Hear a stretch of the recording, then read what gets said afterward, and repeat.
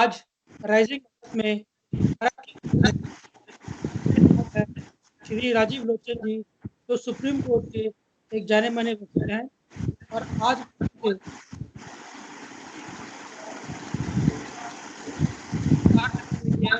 वह उनसे 20 लाख रुपए का जुर्माना लिया गया है। मैं जानना चाहूंगा आखिर ये है कि यस नमस्कार। सबसे पहले इसके दो एस्पेक्ट को देखना चाहते हैं। पहले एक इसका जो लीगल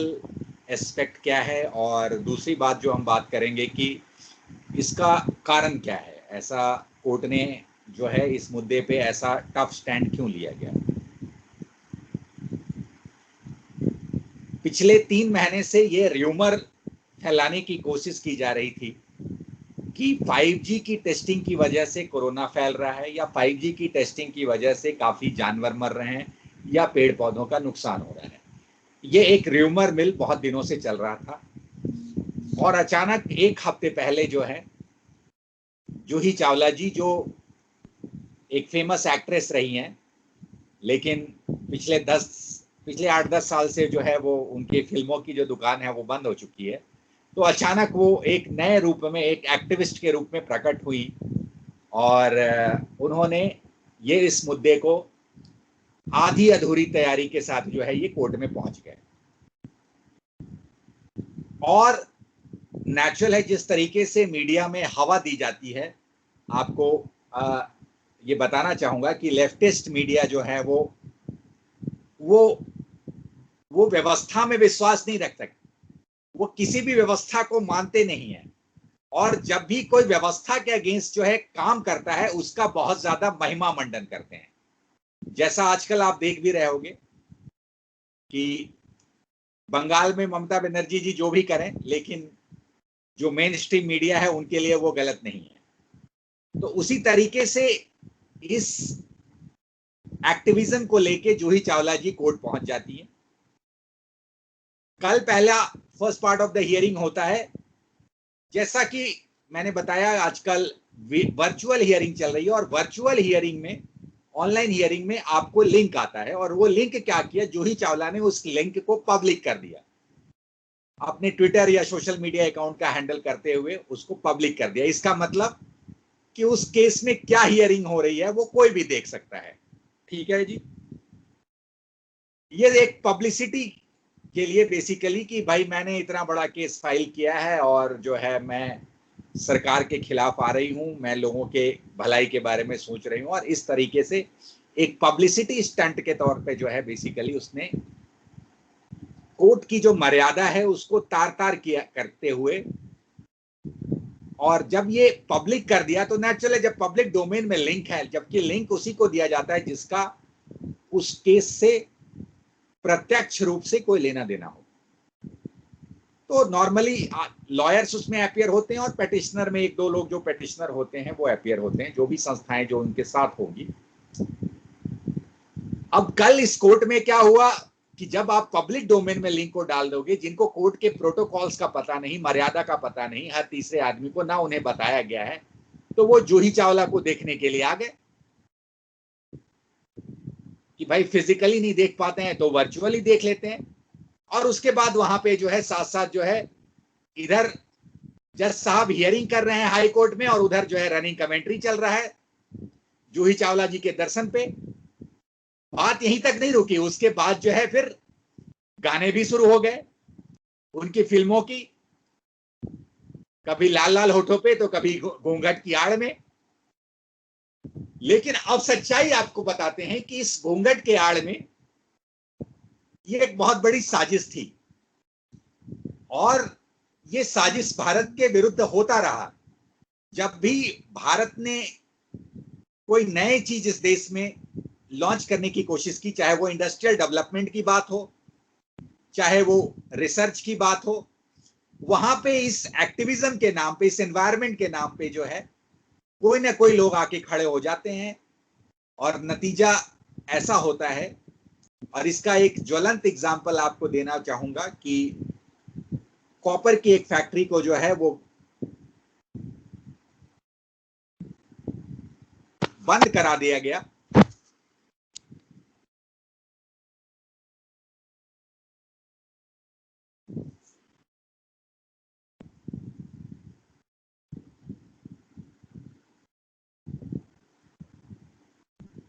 तमिलनाडु में कॉपर की एक फैक्ट्री को बंद करा दिया गया और उसका नतीजा ये हुआ कि काफी लोगों ने अपनी नौकरी गंवाई। जो लोगों के लिए एक अपॉर्चुनिटी हो सकती थी वो जॉब अपॉर्चुनिटी चला गया। और आज के समय में स्पेशल सुप्रीम कोर्ट के परमिशन से ऑक्सीजन जनरेशन के लिए उसी फैक्ट्री को खुलवाया गया। तो सवाल यह है कि जो लोग एनवायरनमेंट के नाम पे जो शोर मचाते हैं या जो एनवायरनमेंट एक्टिविज्म करने की कोशिश करते हैं, लेकिन उनके घूंघट के आड़ में कुछ और होता है, और इस बात को कोर्ट ने कहीं ना कहीं पकड़ लिया। तो कोर्ट ने उसके बाद कल तो हियरिंग हो ही नहीं पाई, क्योंकि इतनी डिस्टरबेंस के बाद फिर कोर्ट ने उन्हें आज का डेट दिया और कहा कि क्योंकि जब कोर्ट की प्रोसीडिंग्स में आप इतने लोगों को लिंक शेयर कर लोगे, जहां पे I don't know maybe hundreds of the people must be there, और जब कोर्ट ने आज पूछा कि भाई आप ये एक्टिविज्म जो कर रहे हो, आप जो कह रहे हो कि इससे एनवायरनमेंट को नुकसान होता है या पशु पक्षियों को नुकसान होता है या पेड़ पौधों को, इसका कोई रिसर्च है, कोई प्रमाण है आपके पास? तो जूही चावला जी के वकील के पास कोई जवाब नहीं था। इसका मतलब कोर्ट ने समझ में आ गया कि ये सिर्फ पब्लिसिटी स्टंट है, और पब्लिसिटी स्टंट के लिए जो है ये, या इसके कोई गलत मंशा है। और जिस तरीके से कोर्ट का समय 2 दिन बर्बाद किया गया, तो जस्टिस स्मिथा, मैं उनकी कोर्ट में कई बार जाता रहा हूं, बहुत ही अच्छे जज हैं, बहुत ही विनम्र जज हैं, लेकिन इस तरीके से इस तरह की हरकत हुई है, तो उस हरकत को ध्यान में रखते हुए कि दोबारा कोई इस तरह की हरकत की हिम्मत ना करे, तो कोर्ट ने जो है वो 20 लाख रुपए का कॉस्ट भी लगाया है। और इसका अगला हिस्सा और भी है कि साथ साथ जब आप इतनी देखो कि ये 5G टेक्नोलॉजी टेस्ट ऐसे होते नहीं है, इसके पीछे कई साल है, कई हजारों करोड़ रुपए का इन्वेस्टमेंट है, और आप आज खड़े होके कहते हैं ये काम रुकवा दिया जाए। कल ऐसे मेडिकल एसोसिएशन आ गई कि भाई बाबा रामदेव का कोरोनिल रुकवा दिया जाए। तो ये जो रुकवा देने वाला जो एक्टिविज्म है, जो इस तरह जो एनजीओ बना के लोग हैं, तो आज कहीं जो है सरकार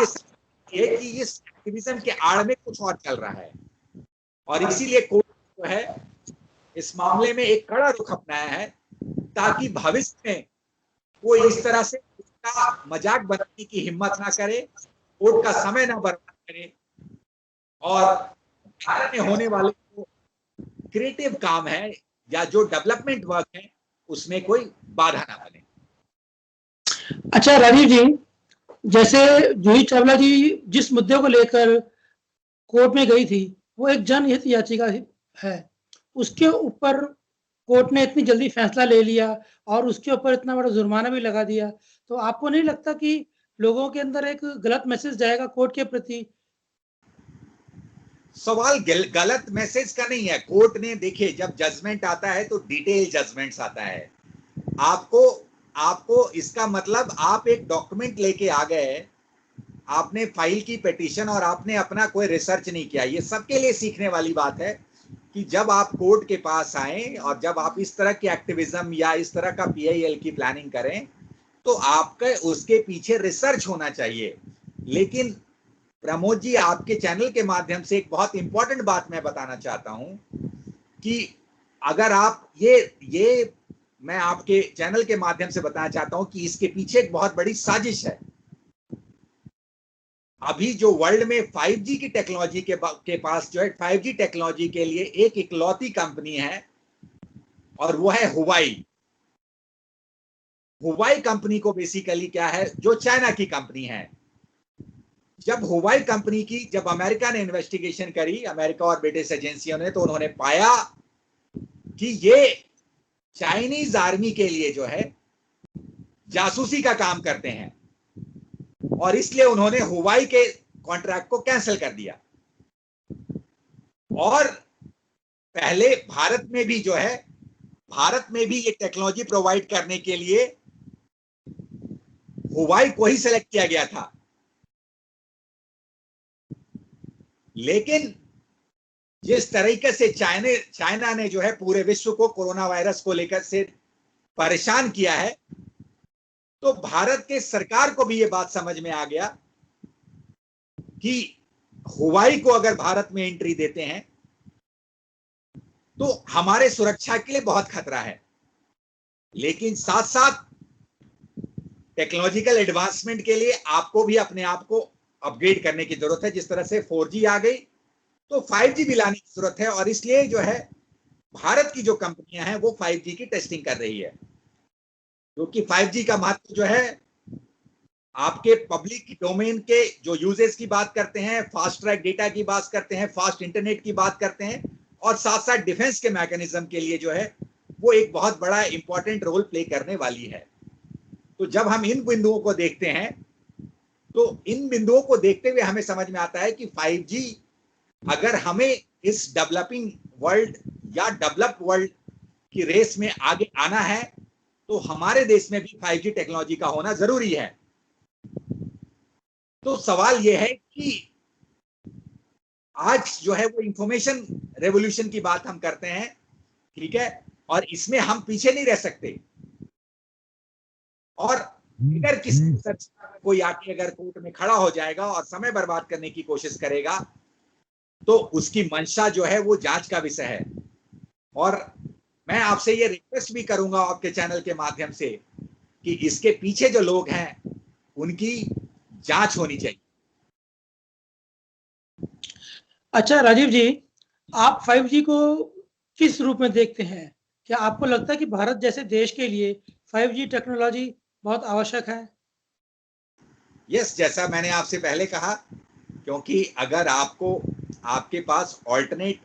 जब आपके पास देखिए टेक्नोलॉजिकल वॉर है आज की डेट में, अगर आपको अपने देश को आगे ले जाना है तो आपको जो वर्ल्ड में चेंजिंग टेक्नोलॉजी के साथ अपने आप को बदलने की जरूरत है। और जैसे मैंने कहा, क्योंकि टाइम इज द की, और आज की डेट में जैसे मैं और आप बात कर रहे हैं ये एक टेक्नोलॉजी का ही हिस्सा है। आज मैं और आप 4G टेक्नोलॉजी का इस्तेमाल कर रहे हैं, तो सेम वे 5G टेक्नोलॉजी जैसे जैसे एडवांसमेंट आएगा तो जो देश की जनता है उनको अधिक से अधिक लाभ मिलेगा। और साथ साथ मैंने कहा कि 5G टेक्नोलॉजी का जो अलग एस्पेक्ट है, जो मैंने कहा, क्योंकि आज की डेट में जो पूरे वर्ल्ड की जो इंटेलिजेंस की बात करें या डिफेंस की बात करें, वो टेक्नोलॉजी पे बेस्ड है, वो इंफॉर्मेशन पे बेस्ड है, और इसलिए we can't afford to be at back, हम पीछे नहीं रह सकते, और इसलिए 5G टेक्नोलॉजी का भी इस देश में होना बहुत जरूरी है। अच्छा राजीव जी, अंत में आपसे मैं ये जानना चाहूंगा कि जिस तरीके से पर्यावरणवादी इस विषय को लेकर काफी ज्यादा चर्चा में रहे हैं, तो उनके चर्चा में रहने का क्या कारण है कि इसमें पर्यावरण को कोई इसका हानिकारक प्रभाव पड़ता भी है इस विषय को लेकर, या सिर्फ ये एक कहानी है? यस, देखिए सबसे इंपॉर्टेंट बात है कि जो लोग मैंने क्या कहा कि एक्टिविज्म की जो हम बात करते हैं, जो भी हम एनवायरमेंटल एक्टिविज्म की हम बात करते हैं, हर चीज के दो पहलू हैं। खाना अगर आप थोड़ा खाइएगा तो आपको पचेगा भी, आपके शरीर को ताकत भी मिलेगी, और ज्यादा खाइएगा तो पेट खराब हो जाएगा। तो उसी तरह से टेक्नोलॉजी का भी है कि हम उसके एक्सपोजर को किस तरीके से, हमें टेक्नोलॉजी का कितना इस्तेमाल हम करते हैं